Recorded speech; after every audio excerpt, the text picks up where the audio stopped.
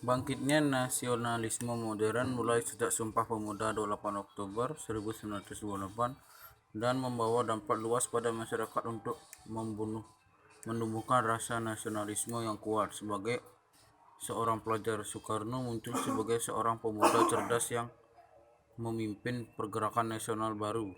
Ia mendirikan partai dengan nama Partai Nasional Indonesia pada tanggal 4 Juli 1927. Soekarno juga turut serta memprakarsai berdirinya Permufakatan Penghimpunan Politik Kebangsaan Indonesia PPPKI pada 1927. Pada 28 Oktober 1928, organisasi ini ikut menyatakan ikrar tentang tanah air yang satu, berbangsa satu dan bahasa satu, yaitu Indonesia. Pernyataan Sumpah Pemuda itu membawa dampak luas pada masyarakat untuk menumbuhkan nasionalisme yang kuat. Pada saat itu, semangat untuk memerangi imperialisme dan kolonialisme begitu kuat dalam pengikut-pengikut PKI. Pengikut Tan Malaka masih terus dapat mempertahankan kerangka struktur yang biasanya dilakukan melalui kontak pribadi di desa-desa atau bekerja sama dengan organisasi agama lain. Sementara itu, Partai Nasional Indonesia atau PNI terus mendapat tekanan dari Belanda. Soekarno sebagai pemimpin PNI karena aksi-aksi yang dengan radikal terhadap pemerintah Belanda akhirnya ditangkap dan diadili. Menjelang vonis pengadilan dijatuhkan, Soekarno sempat mengucapkan pidato pembelaan untuk membakar semangat para pejuang pidato.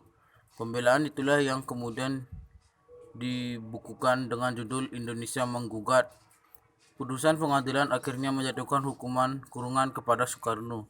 Ia ditahan di penjara Sukamiskin selama 4 tahun terhitung Desember 1930. Selama ini Soekarno menjalani masa penahanannya. PNI pecah menjadi dua, Partai Indonesia atau Pertindo dan Pendidikan Nasional Indonesia atau PNI baru. Soekarno masuk dalam Partai Indonesia dan PNI baru dipimpin oleh Muhammad Hatta dan Syahir. Partai Indonesia pemimpin Soekarno lebih menekankan pada mobilisasi massa, sedangkan organisasi kader yang akan menentang tekanan pemerintah kolonial Belanda dengan keras dan lebih menanamkan pemahaman ide nasionalisme. Namun demikian, kedua strategi politik itu belum mencapai hasil yang maksimal. Akhirnya, ketiga tokoh itu dianggap dan diasingkan oleh Belanda dan ditahan serta diasingkan pada tahun 1933. Kedua organisasi yang didirikan oleh ketiga tokoh itu pun dibubarkan oleh pemerintah kolonial. Selepas dari penjara, Sukamiskin, Soekarno kemudian diasingkan ke ND, Flores, Nusa Tenggara Timur, dan Soekarno selama 4 tahun dari tahun 1934 sampai 1938 diisolasi, dijauhkan dari dinamika perjuangan kebangsaan.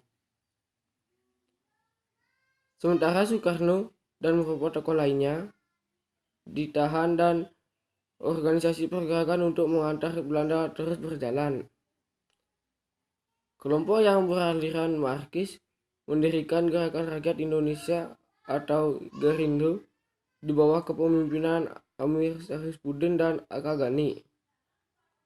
Partai ini cenderung menampilkan paham fasisme internasional. Di Sumatera Timur, PNI, KPI, Permai, dan Partindo, pemimpinnya berasal dari organisasi-organisasi sebelumnya dari tahun sebelumnya. Gerindo sebagai partai yang paham Marxis lebih menunjukkan sikap anti-kolonialisme, anti-Eropa, dan anti-kapitalisme.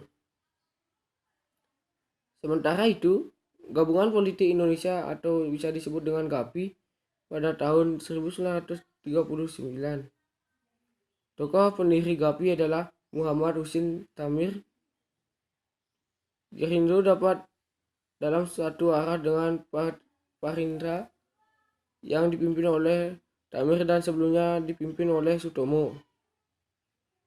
Parindra adalah partai politik Indonesia yang paling berpengaruh di India karena berhasil dalam memilih di Volksrat. Tamir kemudian memimpin Front Indonesia Bersatu di dalam Volksrat yang disebut Fraksi Nasional.